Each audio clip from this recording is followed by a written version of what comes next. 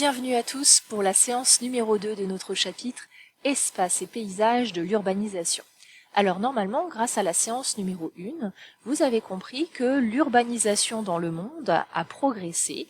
Effectivement, de plus en plus de personnes vivent en ville. Donc, le pourcentage de personnes vivant en ville est en augmentation.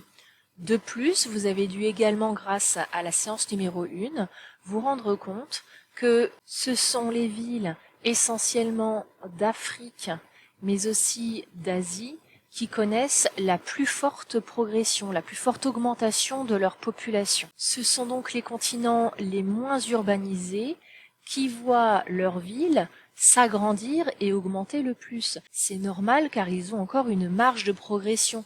Tout le monde n'étant pas encore urbain, il y a des personnes qui peuvent le devenir. Et c'est cela qui fait augmenter le taux d'urbanisation. Cette urbanisation, cette concentration croissante des populations dans les villes produit des paysages tout à fait particuliers qui vont chacun avoir une fonction particulière.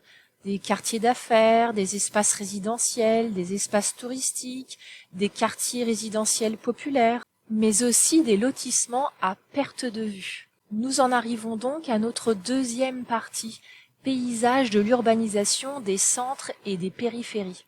Nous allons donc nous demander quel type d'espace et de paysages sont créés par l'urbanisation. Pour cela, nous avons une première consigne dans la séance numéro 2. Je vais vous demander d'élaborer une typologie des espaces urbains, c'est-à-dire de classer les types d'espaces urbains existants et de déterminer leurs fonctions selon leur paysage.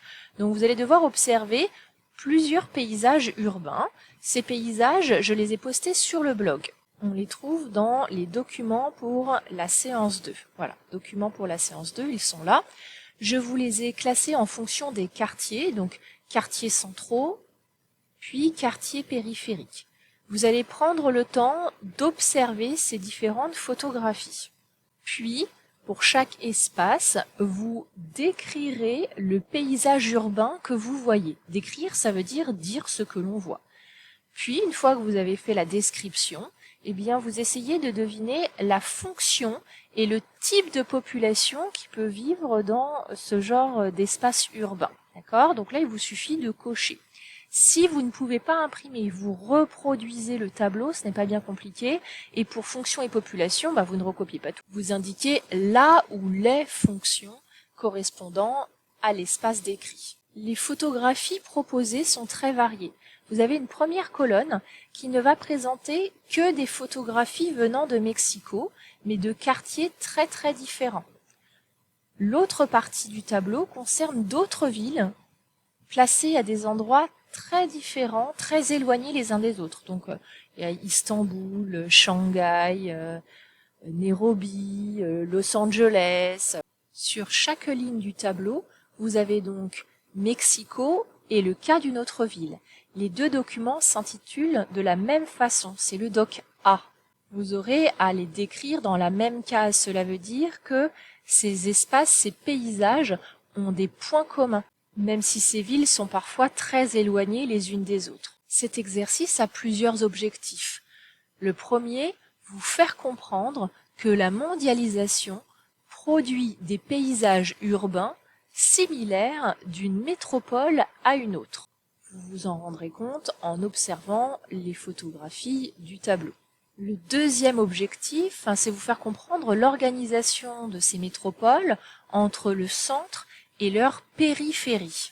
Dans votre manuel, page 180, un document sur l'étalement urbain vous est présenté et il vous permet de découvrir l'organisation des métropoles qui, en général, ont un centre-ville, puis des banlieues et enfin des périphéries éloignées. Cette organisation en cercle concentrique est liée à l'étalement urbain, c'est-à-dire à l'extension des surfaces urbanisées. Et cela est normal, c'est lié à l'urbanisation.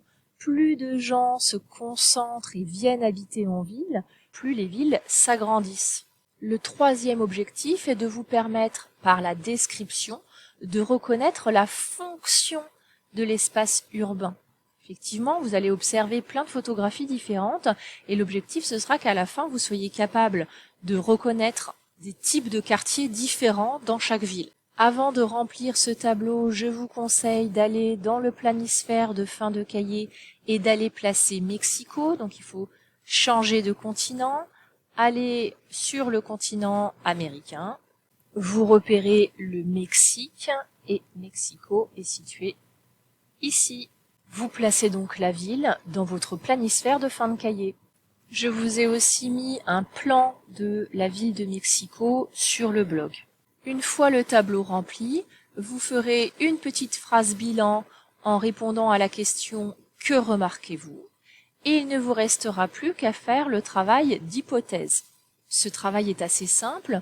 Je vous propose une dizaine de phrases. Sur cette dizaine de phrases, 5 hypothèses seulement sont justes. Il faudra que vous sélectionnez celle qui permet le mieux de compléter la phrase suivante. De manière générale, une ville aujourd'hui présente, et normalement vous êtes capable de trouver les bonnes hypothèses grâce à l'observation des photographies dans l'exercice précédent. Si vous ne pouvez pas imprimer, vous recopiez simplement les 5 hypothèses qui vous semblent le plus justes. Une fois les exercices de la séance numéro 2 terminés, vous téléchargez la correction, vous corrigez au stylo vert, puis vous recopiez la leçon partie cours. Pour ceux qui ont une imprimante, j'ai rajouté un élément supplémentaire, c'est une sorte de petit schéma récapitulatif de l'organisation des villes, avec le centre, la périphérie et les espaces ruraux, et un gradient d'une densité de population forte à une densité de population plus faible. Vous êtes prêts pour la séance numéro 2, bon travail!